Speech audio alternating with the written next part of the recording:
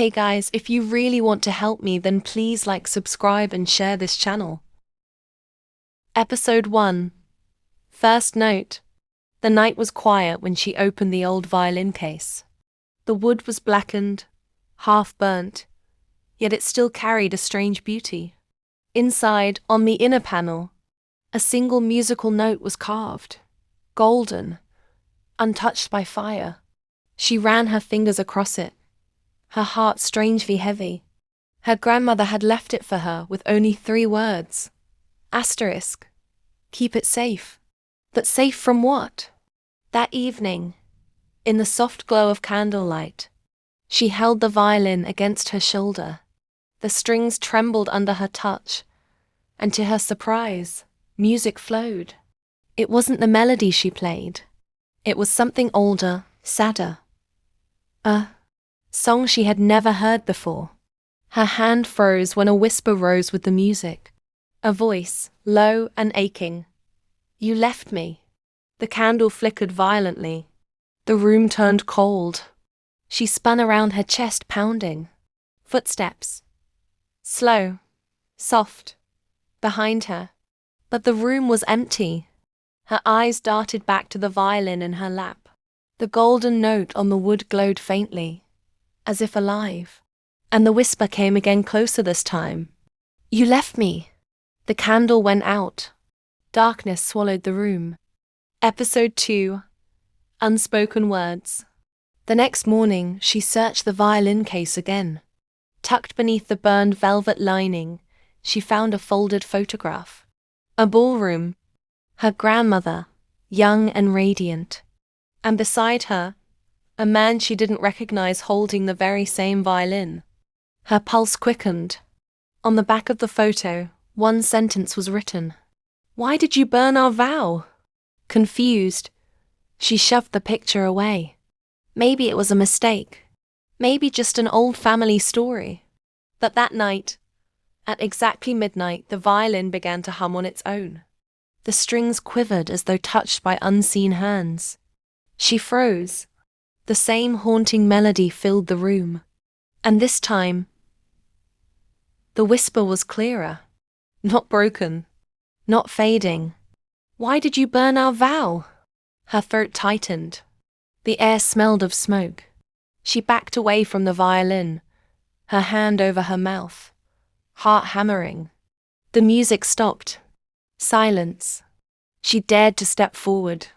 Her eyes caught something carved faintly beneath the golden note. One word, barely visible. Forever. Her candlelight flickered violently, bending toward the violin like it was breathing. And then a gust of wind rushed through the room. The photograph fluttered across the floor. And in the stillness, the whisper came again right by her ear. Forever. Until you broke me. Episode 3.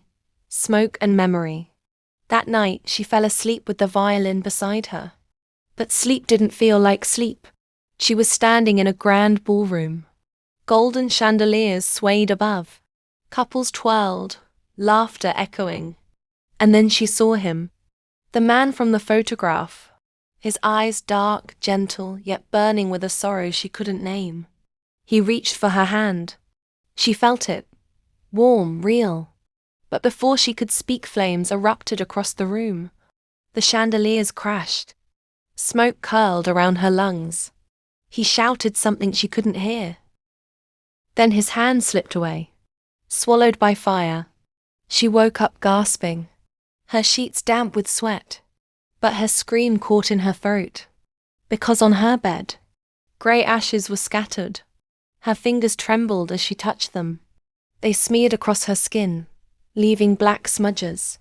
She turned to the violin. The golden note gleamed faintly in the dark.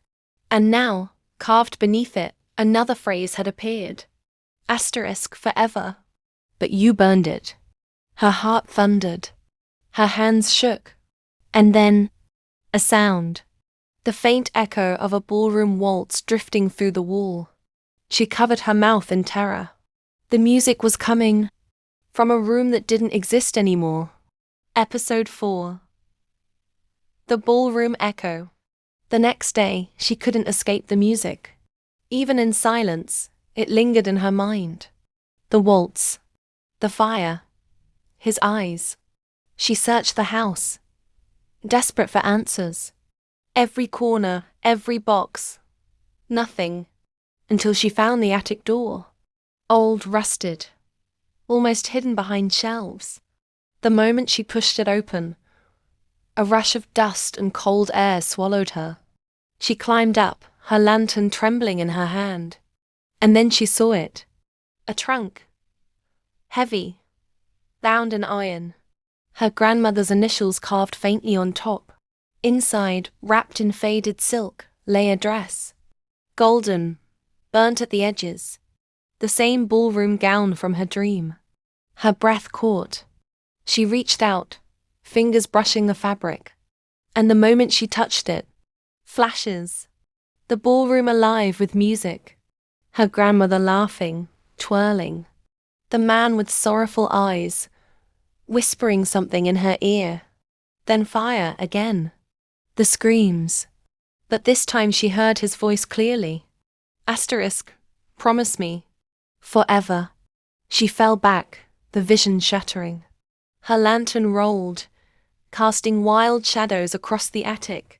And then she noticed it. On the gown's scorched hem. A spiral of tiny black ashes. They lifted, floating upward, dancing in the air.